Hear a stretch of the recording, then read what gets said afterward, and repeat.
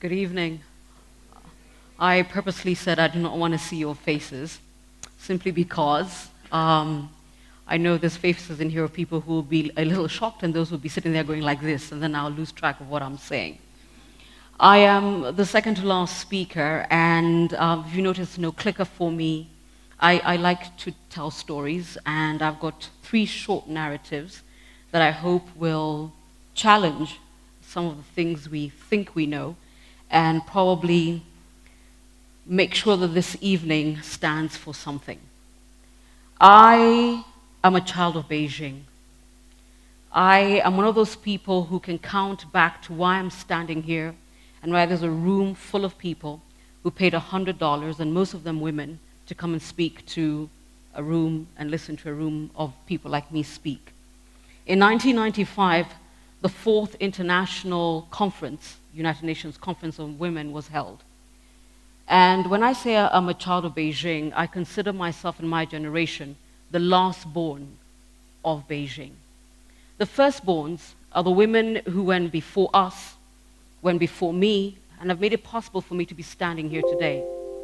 Those women include Nobel laureate Wangari Maathai, Charity Ngilu, Martha Karua, Sally Kosgei, Zipporah Kitonye, women who in Kenya put up with quite a bit of resistance to ensure that young women like me, women like yourselves, and the men in this room were able to say the things we say and for me to have the career I've had. But it's about time that we stopped hanging on to their tailcoats. And the best way I can describe that is by talking about my mother.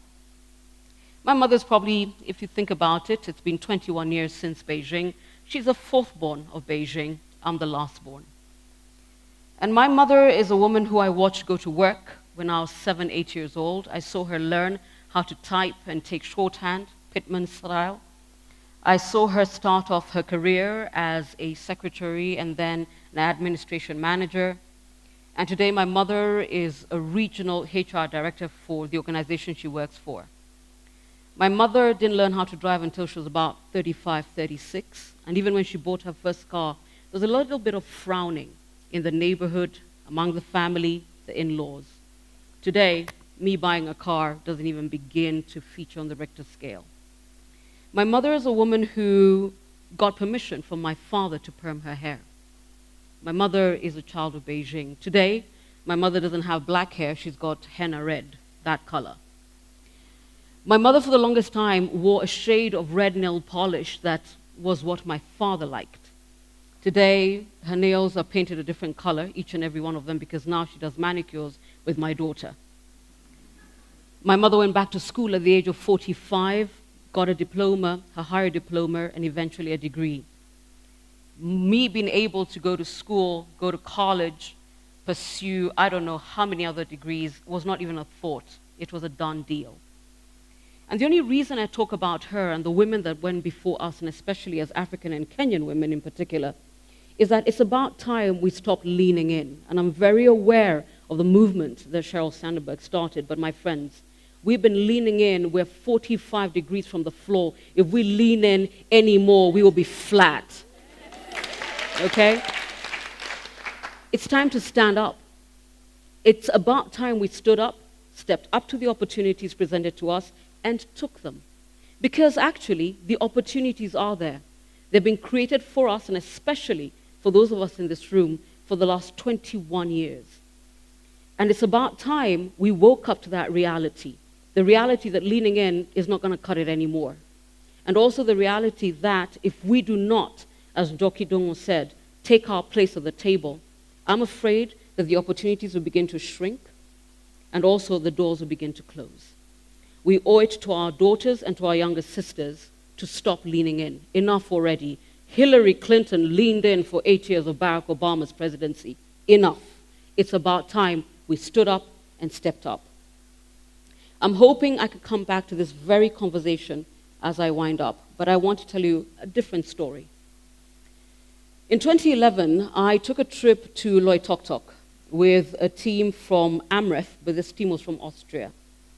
And there, at the border of Kenya and Tanzania, it's Tanzania, not Tanzania, border of Kenya and Tanzania, facing Mount Kilimanjaro, I realized that feminists and men who were feminists actually existed. Allow me to explain. As the Maasai Morans offered us meat served on leaves, as they insisted that we start every discussion that we were there to have by praying towards a mountain, and finished every discussion by praying once again towards a mountain, I learned for the first time that in the Ma community that we were in Loitoktok, that they insisted on being in the same room to understand the issues of why do you want our girls to go to school, why can't we have that many children, and why don't you want FGM? Why do you want to stop early child marriages? And the conversations that have been organized by AMREF ensured that the person who was having the conversation with them was a woman, in this case, a young lady called Naiserian. They all called her Nice. And for these Morans who only spoke Ma, and it's Ma, not Maasai, she was their translator. So everything we said in English or Swahili, she told them in Ma. And then when they were done, they told us how amazed and wonderful they were about what she told them and why they implemented it. So my friends, long before Ryan Gosling told us that he was a feminist, long before George Clooney said he was a feminist, they were here on this continent and in this country. We just didn't have a name for them. Pack Loitoktok for a moment. Let's go to Samburu. I supported a charity called Samburu Women's Trust a couple of years ago. It's because I caught a story on the news about fathers in particular who did one of two things. The slogan was, I support my daughter. I support my daughter to go to school. I support my daughter to actually go as far as she can go. But in Laikipia, a different conversation was happening. If literally the only reason you do not value your daughter's education is because you feel and believe that if you sold her off as a bride, you'd get cattle, a politician in the area actually offered these same men cattle to send their children to school, especially their good daughters. And I usually say what I learned from being outside Nairobi is that cultural problems need cultural solutions, political problems need political solutions. Loitoktok, Samburu. And it's not just Kenya. The young lady from Pakistan, her name is Malala. When we hear her story, we tend to remember the men who shot her, and we forget about her father. The man who ensured and told her you will go to school, and who goes everywhere with her around the world, her consistent guardian angel, and her biggest cheerleader. But maybe Loitoktok doesn't bring it home about these feminists who exist and don't have fancy names, and don't have big titles, and don't get celebrated in Marie Claire, like John Legend and Barack Obama, but they're there. The other one is my own father. You know, I always tell people who know me very well that the reason I talk more about my mom than my dad is that my dad, bless him, but in his world I can do no wrong. So I usually tell him, Dad, you have no use to me. You never criticize anything. And he's like, it's okay, princess. What do you want to do? Let me explain this. If Facebook came up with a button that could do one click 100 likes, another click 500 likes, another click 1,000 likes, my dad would be the guy who clicks on the 1,000 likes 10 times. It didn't matter what I said. So long before Will Smith declared he was a feminist, my dad was there. It's just in Kenya and in Kamba, we don't have a word for it. And then I look at my own career. I'm very fortunate I serve on a couple of boards. But when I think back to just the last 2 months, every time we end a meeting, and it has happened twice, and I don't know whether any of my fellow directors are here, but the gentlemen in the room tend to say, the women on our board have been awesome. They're not patronizing at all. They're not condescending. They mean it. And they don't even know it, and they're feminists. And lastly, I guess I need to talk about the people who gave me a chance when I was 26 years old to have a job that rules the airwaves. My directors and my managers have probably always been my biggest cheerleaders. I made them a ton of money, but they've been my biggest cheerleaders.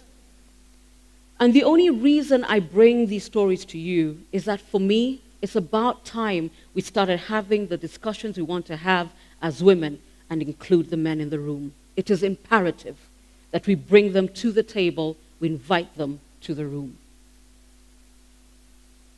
what makes me sad is, in Loy Tok Tok, I learned that men are important and they must be included in the conversation, and especially in Africa. In Samburu, I learned this. In my boardroom, I learned this. At home, I learned this.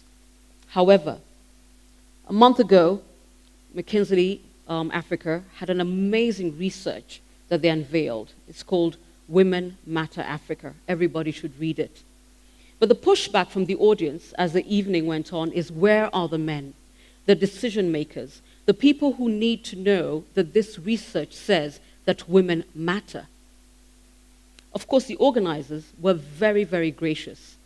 And Bill Russo said, I've heard you, and the next time we do this, I will invite the men. But they were missing. About a week later, on the International Day of the Girl, we were yet in another forum, amazing conversations around girls and keeping them in school. And the Supreme Court judge who spoke before me, Njoki Ndongo, and our chief guest, and a lot of people who spoke asked the same question. We're all here talking about things that need to happen, and the men are not here. Not that they don't care, but they were not invited. My friends, it's about time we invited men to the table. They're willing, they want to hear, they want to help, but they've been locked out. Let me go back to where I began, and this is how I'll end. I am the last born of Beijing. 21 years is a generation. And the women of my generation have come a long way. We have a longer way to go, but it's time to start a new chapter. And that chapter for me will start on the 8th of November in the US. For some strange reason, that great nation never got the memo. They didn't get the memo when Indira Gandhi was president. They didn't get it when Benazir Bhutto was prime minister. They didn't get it as Ireland and Iceland and Finland and Switzerland elected women to the top office in the land. Somehow they didn't get the memo. They didn't get the memo when Kosovo and Serbia and Estonia elected women to the highest office, when the Philippines did it, when their neighbors in Brazil and Argentina had women as presidents. They didn't even get the memo when Africa did it, with Malawi, with Liberia. They didn't even get the memo from the Egyptians with Cleopatra. We need to send a memo to the US. It's time, and it's about time, a woman was in the highest office in the land. Not because she's a woman, not because she's running against somebody who's not better than her, but because it's time. And the reason I know the details of the countries from Estonia to Mauritius, and incidentally, somebody needs to check what goes on in San Marino, because the captain regents, very many women. Scary, literally. But it's a good thing. But for some strange reason, we all know that the US, for some reason, impacts the rest of our lives. But I want my daughter, who's 5.5 going on 15, with an opinion to boot. I want my goddaughter, who's 2 years old, to count her years from when Hillary became president. I count everything I have when I look back, because we live life forward and we connect the dots backwards, from Beijing. I am the last born of Beijing. We are the last line, my generation. Everybody after us must look back to a day when a woman occupied the White House. So my message is very simple. In case they didn't get the memo, I'd like to send it out. It's time for a woman to be in the White House. And on the 8th of November, we will be looking for that to happen. Simply because the world will never be the same again. The narrative we tell and the evolution of women and the conversations we have will never be the same again. My daughter's life at 5.5 will never be the same again. So my message to Secretary Hillary Clinton is when, not if, when you get to the White House. Make it good. Make it right. Not just because you can, but because it's about time. Thank you. Good night.